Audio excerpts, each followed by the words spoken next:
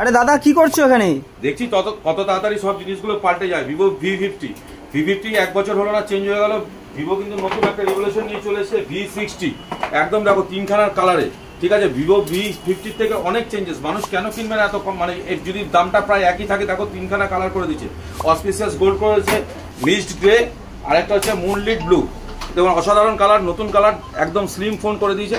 এবার কেন মানুষ কিনবে, ফিচার্স কি কি এক্সট্রা আছে? প্রথম কথা হচ্ছে প্রসেসর, ডিজাইন লুকস তো আছেই, এটা তো দেখিয়ে দিলাম। এবার হচ্ছে প্রসেসর 7 Gen 4 দিয়ে করে দিচ্ছে, স্ন্যাপড্রাগন 7 Gen 4 এই দামে।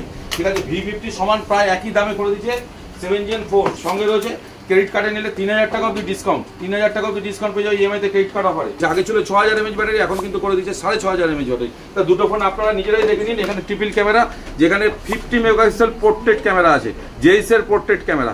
এই ভাবাই যায় না কিন্তু জেইসের পোর্ট্রেট ক্যামেরা এই দামে। আগে যেটা মিসিং ছিল ভিভো V50-তে, এটা কিন্তু এখানে চলে এসেছে। সঙ্গে IP68-69, 120 মিনিট অব্দি জলের তলায় রাখা যাবে।